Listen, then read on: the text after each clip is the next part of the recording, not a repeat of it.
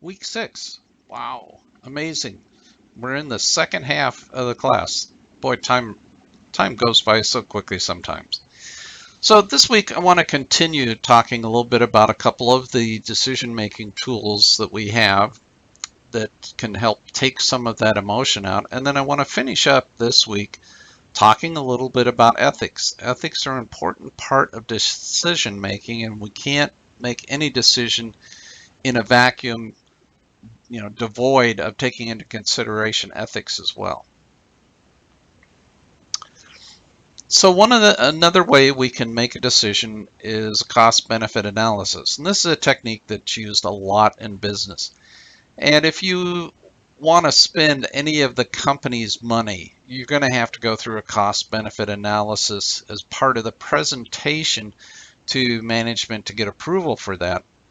And so it's dual use. It can be used to help you make the choice of which one you want to go with, which solution alternative. And it also then can help you sell it, pitch that selection of that particular solution to senior management.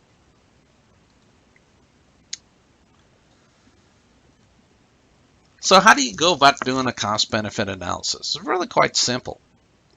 You answer a couple of questions. What are the costs? What are the benefits? At the end of the day, is there a net benefit? It's pretty important. You don't want to be proposing a solution that has a net loss unless it's the best alternative. Compared to doing nothing would be even more of a net loss. But here's an important one. What's the time frame? Management always wants to know, okay, we're going to spend this amount of money to do this activity. How quickly do we get our money back? It's referred to as return on investment. Depending on the organization you're in, they may require that you fully recover the costs within 12 to 18 months. Some organizations might be 24 or even 36 months.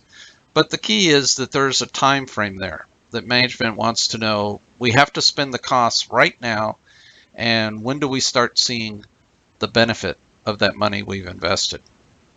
But this is also an important one, as we'll see with an example in a few minutes.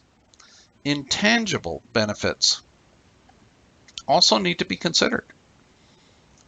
Sometimes the intangible benefits are so great that they outweigh the monetary benefits that you've listed or the monetary costs.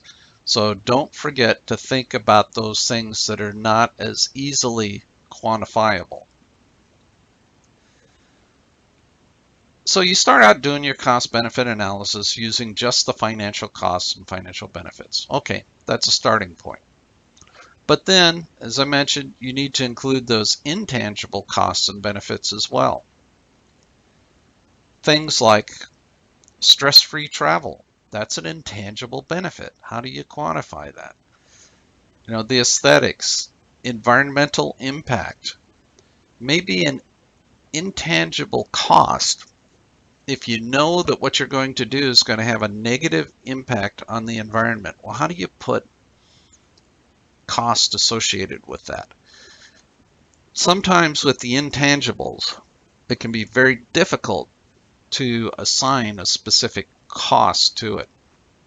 And that's where when you get back to like the design weighted matrix, where you can have the different criteria and how important those criteria are, that works really well for intangible benefits and costs, because you can put that as one of the criteria and then indicate how important that is. You don't necessarily have to have a dollar amount associated with it. So some other issues, some of your costs are going to be one-time purchases, but some of them are going to have ongoing expenses. For example, we buy a new software package. Okay, we pay for it up front, but this software package requires an annual subscription where you pay a certain amount of money to get updates throughout the year to have the latest and greatest version. So you have an ongoing cost associated with it. And as I mentioned earlier, the benefits are usually not immediate. And they don't come all at once, even when they start coming in. So you may have a goal, let's say, we're trying to grow our sales by 50%. Well, we take these steps and the sales don't increase tomorrow. We might see a 5% increase the first year, a 15% the second year, 35% the third year, and so forth, so that we have the benefits are staggered over time. And so you really need to create a timeline that shows when the expenses occur and when the benefits are received. Something not to forget is that you should discount future value of benefits, as well as you might want to increase any future costs. You might want to build in an inflation factor for your costs. But some of the benefits, okay, we come out with a brand new model. It's great. It eclipses the competition, has so many more features and benefits, and people are just going to love it and buy it this year. But as soon as we release it, the competition is going to work on coming out with their own version, so our sales next year are going to be a little bit less, and the year after that, less. And so the benefit that we're going to derive over time may decrease as competition offers their version, or as we get to market saturation, any number of factors. So don't forget to think about that you might need to diminish the benefit over time. So let's take a look at a really simple example. So we've got this little mom and pop store. We do things like offer copies and office supplies. And as you see from the business hours poster there, during Monday through Friday, we're open from 8 to 10. But now, the owner's saying, I'd like to close at 9 p.m. on Monday through Friday. So should he do it? Would that be a smart thing to do? What would be the things we should take into consideration as to whether he should stay open till 9 p.m. or 10 p.m.? So if this was a classroom setting, this would be a time where I'd say, okay, let's write down on the whiteboard here, shout out, what are things that you would like to know in order to be able to make that decision. But since we don't have the real-time interaction in this situation, I'll just jot down a few. This is by no way exhaustive. This is just meant as an illustration. So the first thing is we're going to want to know, how much does it cost to stay open that last hour? And how much money are we going to bring in that last hour? Really basic, cost benefit. So let's look at the tangible benefits. And we're going to look at two examples. The first one here, we sell 460 copies at 5 cents each. That's $25. The cost to stay open that extra hour, well, we spent an extra $3 in power, and wages $20, total of $23, so we're going to get a net of $2. And not too much, but let's change the assumptions on that. Let's say, what if it's more copies than that? So in this case, we've got more expensive copies. We're making color copies. So we've got 200 copies at 50 cents each. So that brought in $100 of revenue, but the color printer takes more power. And so that was $30. And because it takes more effort, the color machine is a little more intensive. And so we're going to say, well, we need to have 2 employees on during that time. So we're paying $40. So our total is $70. And now we have a net profit of $30. Okay. Maybe that's worth staying open for $30 a day. But that's the tangible stuff. Let's look at some intangible costs. Employee satisfaction. Gee, we could let the employees go home at 9 o'clock instead of 10 o'clock so that they could have a little more time with their family at night. That might be nice. But the other issue is most of the stores around us close at 9 o'clock.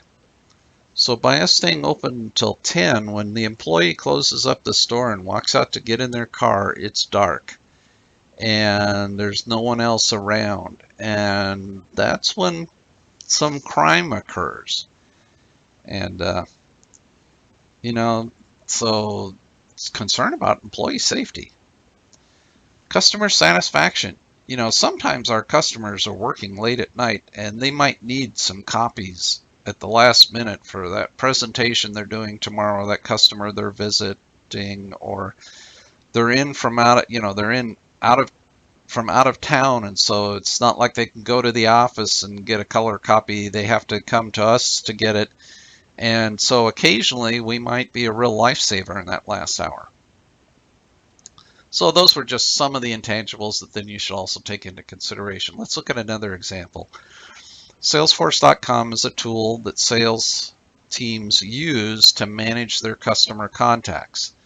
A salesman can have hundreds of customers in their portfolio, and remembering, okay, when was the last time I stopped in to see Bob's Auto Parts, and what was the name of their purchasing agent, and what did they say about when they were going to be ready to order some new supplies. There's just a lot of information that you need to keep track of. And so Salesforce is a software program that automates that process to keep track of everything, that for the salesman to remind them and say, hey, you should make an appointment with Sam at Bob's Auto Parts sometime in the next 2 weeks, and here's his phone number. And remember, last time you talked about XYZ. So it can make the salesman more efficient so that they're free to do what they like to do. So in this case, the sales director is trying to decide whether to do that or not. Well, here's some considerations. He doesn't have a lot of computers, so that means he's going to have to buy some additional computers for his salespeople. And his salespeople are not that computer literate. And even in today's age, that is still true. People who are good salespeople tend not to be nerds. So they use computers because they have to, but they're not really up on all the latest technology, because what a salesperson likes doing is meeting people face to face, talking with them, promoting the company, making the sale, getting those commissions. That's what their focus is on, not sitting at a keyboard and typing in information. But the sales manager knows that with a good software package like this, if it's done right, that will actually allow them to provide better customer service, because we'll always be calling that on that company when they need us to be calling at the right time, remembering what we talked about last time, and will actually be more successful in sales. And so that means improved efficiency, which gives the sales people more time to do what they love doing. So what's he going to do? Well, let's take the tangible costs.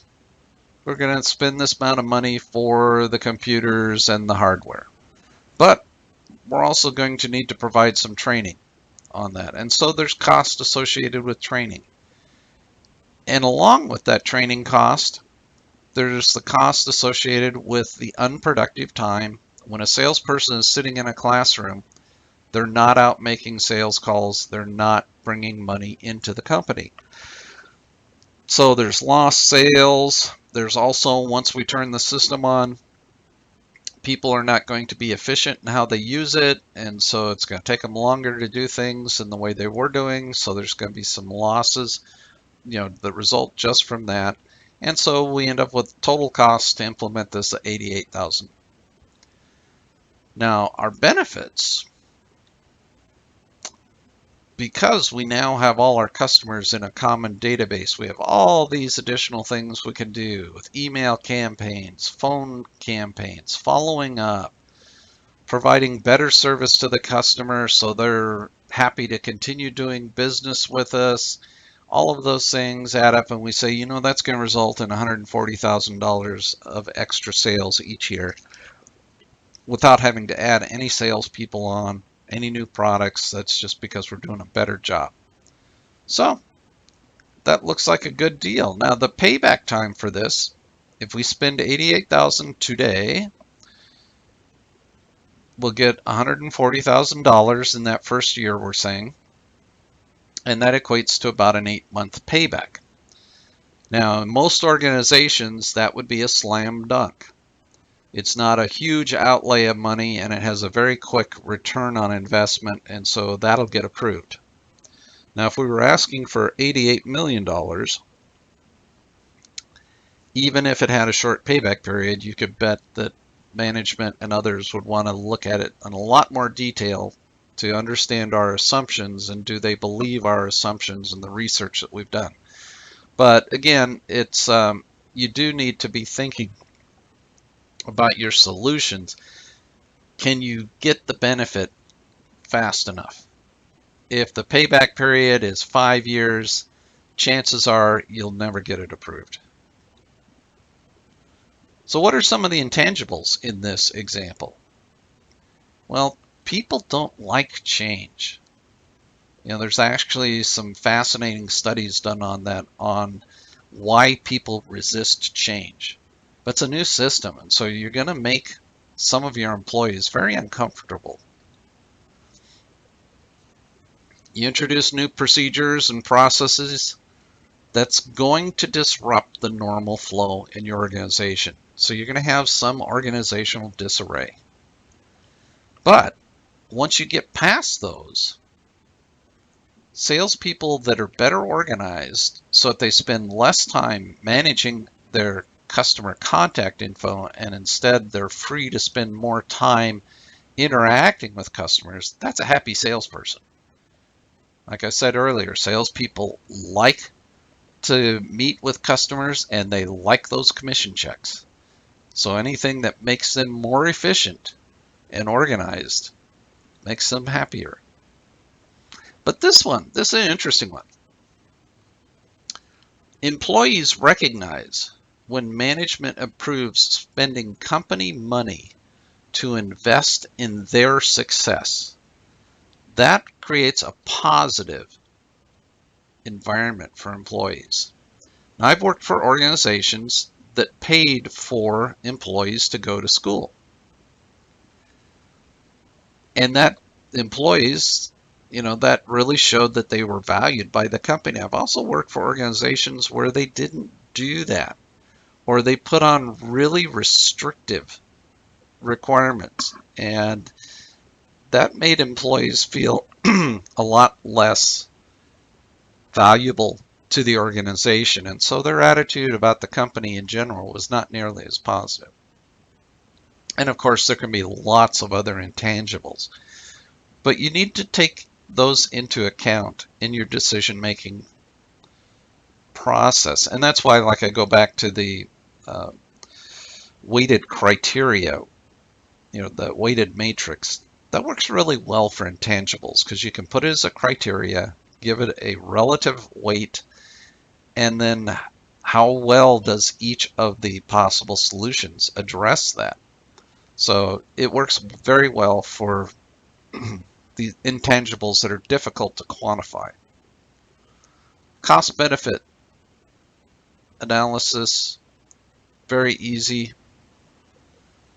You just work out how much it will cost. Don't forget the opportunity costs. Doing nothing may mean that you miss out on a $100 million business opportunity. That should be captured as a cost, you know, of doing nothing.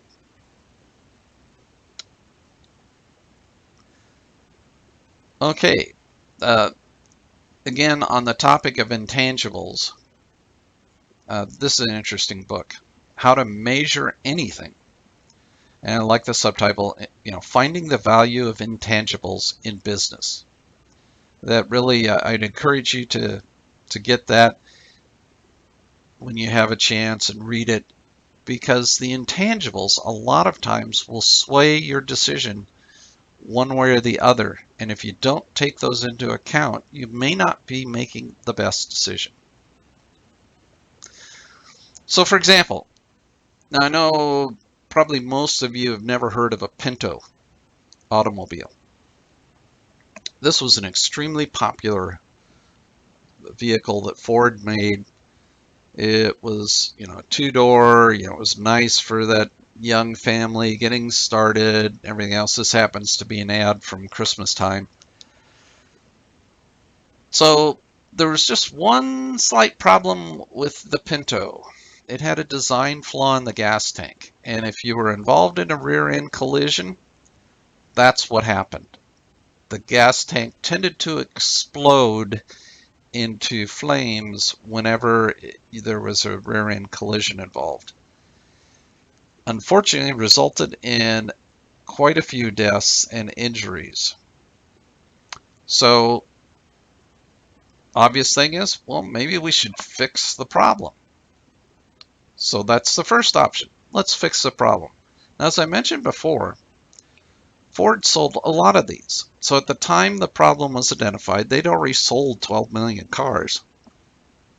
Now, the good news is the fix was pretty cheap. It was only $11 a car to fix it.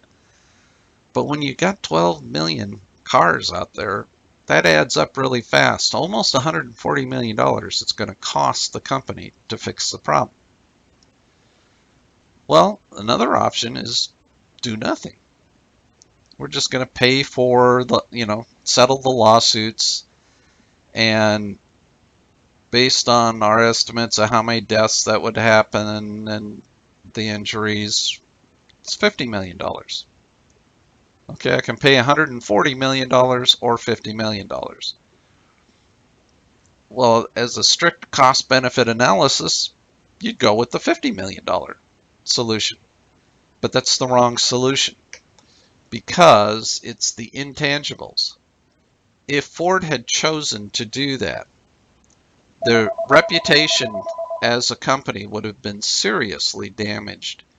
And who wants to buy a car that is,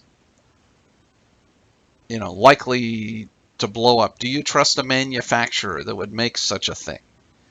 And so the intangible losses would have been hundreds of millions of dollars of lost customer goodwill.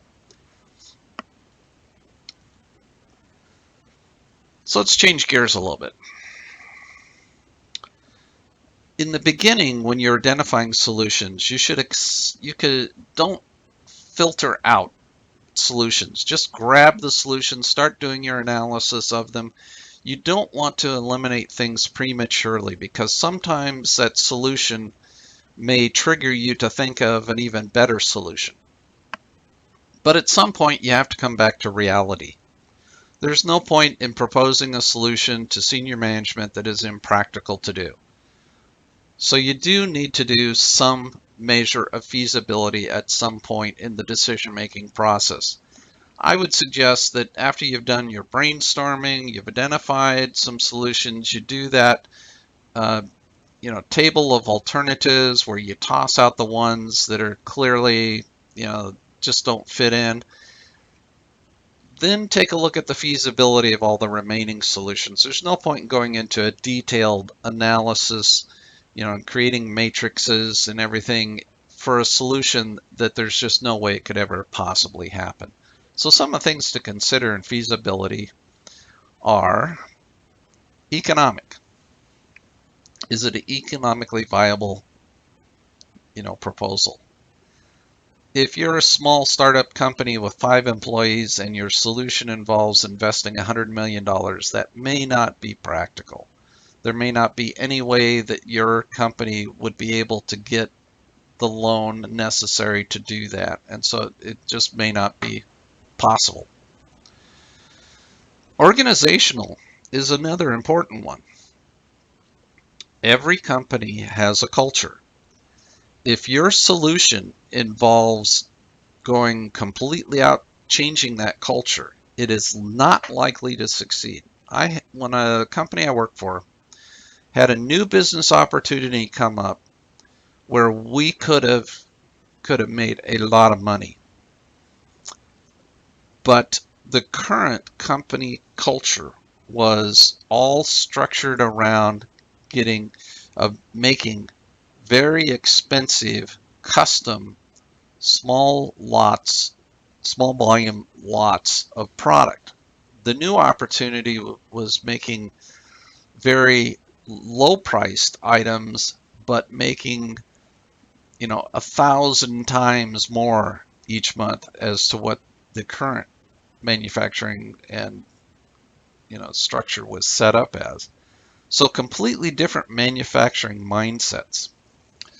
We tried to fold in the new high volume product into the existing product manufacturing flow, and it did not work. We ultimately ended up closing down the high volume business.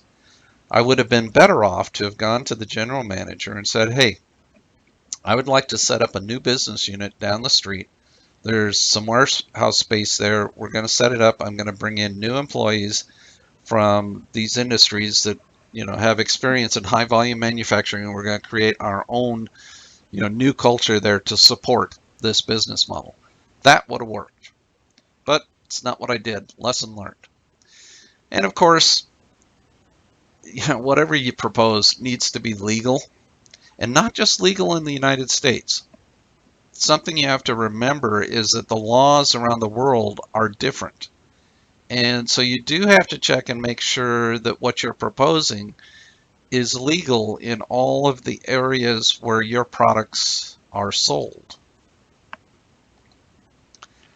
And the last one is technology. If the technology to do what you want to do doesn't exist today, there's no point in making a proposal that that's the path you should go down, unless you can show that there is a high likelihood that the next generation Intel chip is going to be able to do that, or that some other breakthrough is just around the corner. But it's a reality check to say, is this even possible with today's tools? If you're pitching to management saying, well, we can't do it today, but we really believe it's going to be capable 6 or 9 months from now, that's a hard sell. Okay, so let's take a detour right now. I found this on Statista. It's an interesting thing about trust in organizations.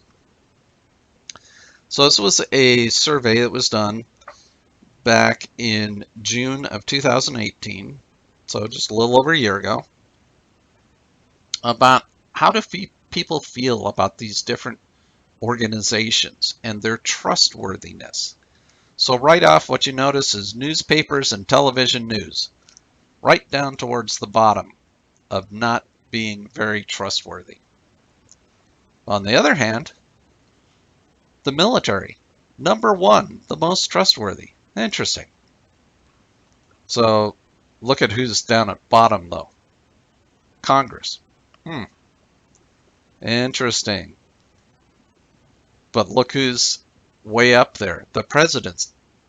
Now remember, this is June 2018, so this is with all the scandals and allegations that have been going on. People don't trust the newspapers, they don't trust the news, they don't trust Congress. Maybe telling us something. People don't trust the criminal justice system. Well, that's no surprise based on a lot of the news, but look at this. The police, way up there at number 3. Now that doesn't seem consistent with what we hear on the news about how people feel about the police. Oh, wait a minute. I forgot. We don't trust the newspapers and television news. Churches are still highly regarded and trustworthy in spite of the controversies that have plagued some churches, in particular the Catholic Church.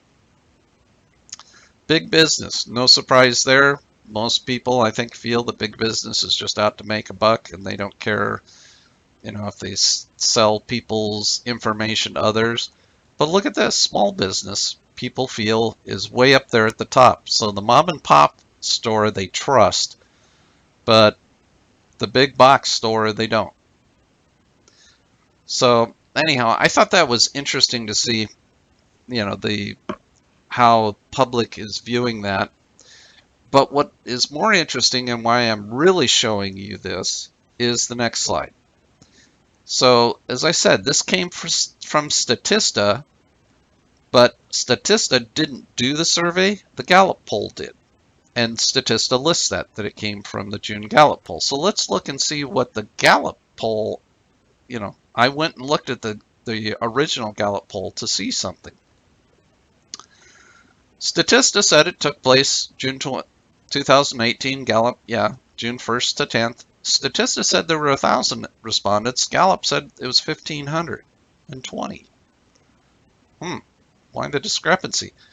Statista said that the respondents were ages 8 to 19. Now, wait a minute. You're asking 8-year-olds? I don't think so. That doesn't seem right. Gallup said it was anyone over 18 years.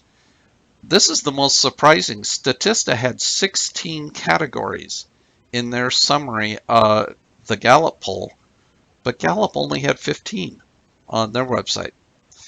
So something went wrong when Statista pulled the Gallup poll into their database, and the things obviously don't match. What this points out is that when you're doing your research, is sometimes you need to validate the information you got. I love Statista. I use it a lot, but this just shows that you do need to validate and make sure that it's actually correct.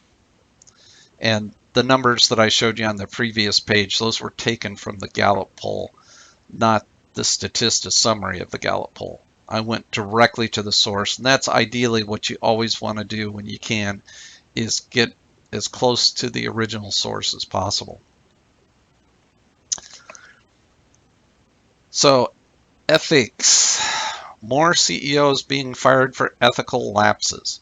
In fact, the article says 35% increase over the past 5 years globally. This is not a United States issue. This is a global issue. Well, this seems like a good point to stop for the password for this week's quiz, which is ethics.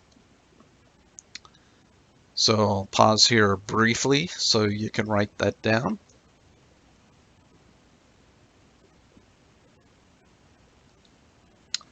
So what is ethics?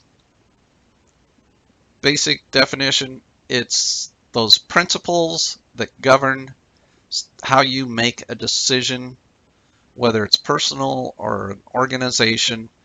It's right and wrong. You say, yes, we can do that. That's a good thing to do. No, we shouldn't do that. That's a bad thing to do. The real challenge with ethics is that there is no universal ethical code around the world. Even within a country, it's not necessarily uniform. And so that presents problems doing business internationally if we assume that another country or another company has the same set of ethical standards as we do. We may be in for some surprises. So business ethics, again, as I said, it's those criteria, the principles, values, standards that determine what we do and what we don't do. So values are those things that businesses consider noble, worth doing, things that they want to do.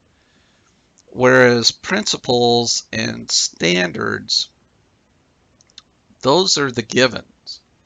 Those are the things we say we must do this or we must not do this. Whereas the values are more the things we would really like to, if at all possible, do this.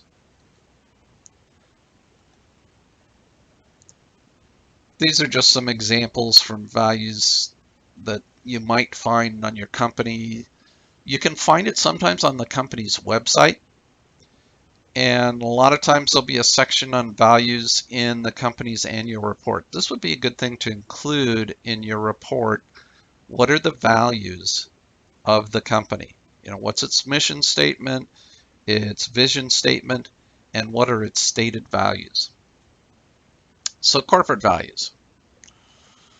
One of the things you have to be aware of when we're looking at those values is, are those values really how the organization behaves, or are they just published that way to make themselves look better? For example, Enron was an energy company, and these are the values that they published about their company. Communications, respect, integrity. Yay, want to have integrity. Only problem is that's not how they behaved. Their senior management had two sets of books.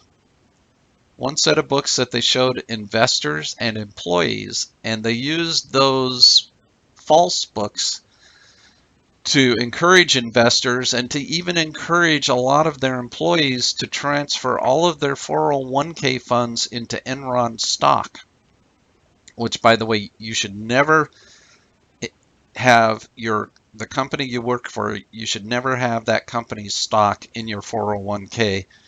That becomes a double jeopardy. You don't want to do that. But they did that. They encouraged employees to do it. The real set of books told a different story. And when that set of books came out, it showed that senior management had been stealing money from the company, diverting money to offshore accounts for their benefit. The net result was that the company was bankrupt.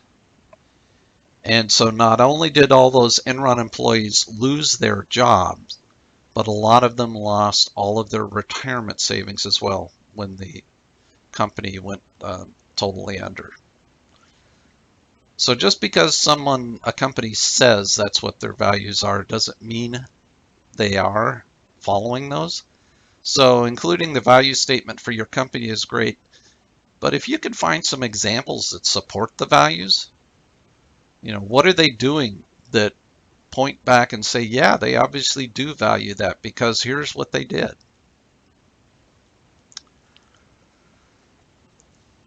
You need to take the ethical consideration, bring it into your decision process relatively early. Certainly long before you make the final decision. You don't want to make a final decision and then do the ethical analysis. There's no point in wasting your time analyzing a solution that you're going to decide is unethical to begin with. So very early in the process, screen those potential solutions. Are there any ethical issues potentially with this? One of the things that is important to do, especially if you're part of a team that's making this decision, is to encourage the team members from the very beginning. If they see something that raises some ethical questions, that they should bring that up as an issue to the team, to the group. It's expected that as team members that they will be sensitive to ethical issues so that they feel not only free, but they feel compelled to have to bring those up to analyze it. So to bare minimum, you have to ask yourself, is it legal? And again, this is not just, as I said earlier, it's not just United States law, but you have to think about other countries and their regulations. And then also, are there specific regulations within the company that you would be violating? It might not be illegal, but if you violate a company procedure policy, you might end up with some individuals getting fired or disciplined. So that's at a bare minimum. But better is to look at this decision. What impact is it going to have on the stakeholders? And remember, stakeholders are employees, investors, contractors, all the people that would be impacted by this decision. Is this a positive? Make sure, again, companies are in the business of improving and benefiting the stakeholders. They're not in the business of doing things just because it's the right thing to do. They're in the business of doing things that benefit stakeholders. Or you could ask yourself, here's another way to do it. If it appeared on the front page of the Wall Street Journal, an article on your decision and who was involved and everything that was involved in there, would you feel good about that? Would you feel good? Hey, we got some really positive press. They're saying we did a good decision. Or would you be, holy crud, we're on the front page of the Wall Street Journal? If you would feel uneasy about having that kind of spotlight on your decision, then maybe you should rethink it. Or I like this one, the mom test. If you told your mom about it, would she be happy with your decision? This is another good one too, the personal gain test. Are you benefiting from this, decision? If you are, that's a conflict of interest. And you should recuse yourself from being part of it if you would get any personal gain from one solution over another.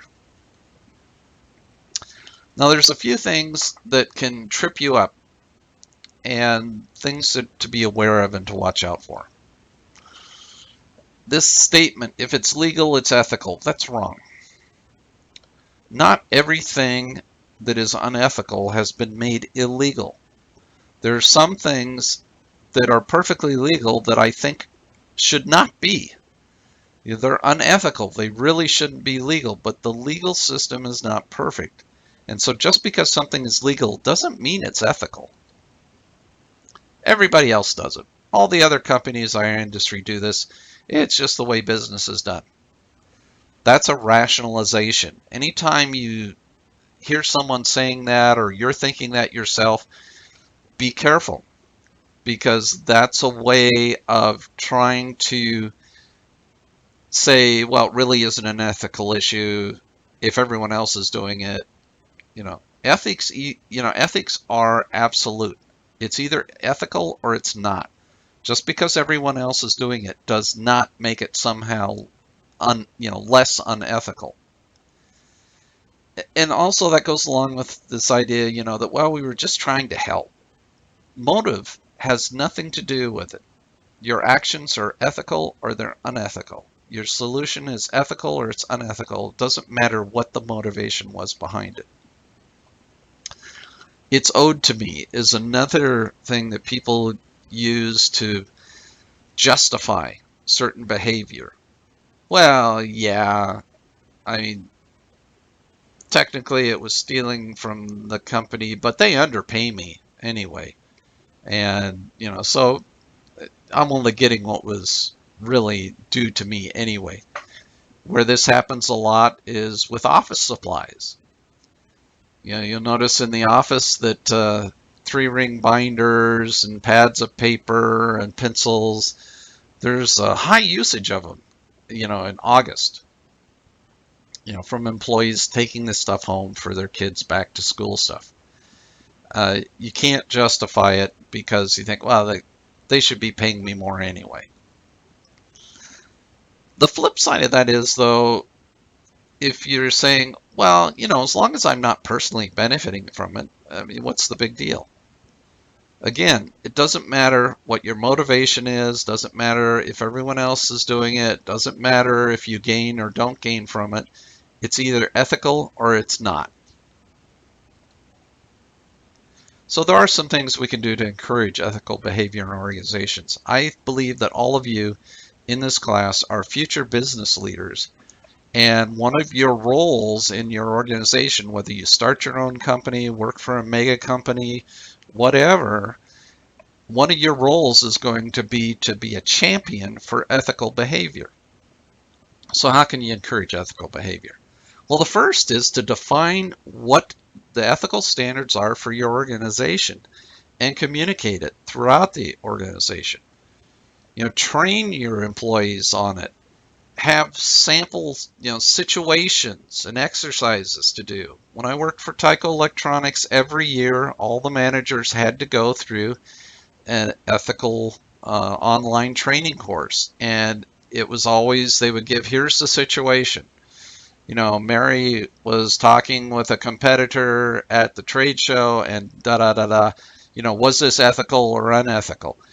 And it's really important to do that on a consistent basis to reinforce with all your key employees the importance of making good ethical decisions and what to do when you observe unethical behavior. How should you deal with it?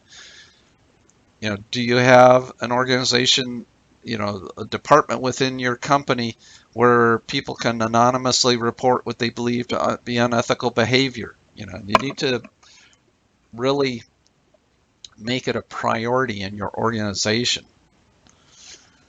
Something to be aware of before you jump all over an employee that does something unethical is oftentimes people do something unethically without really intending to.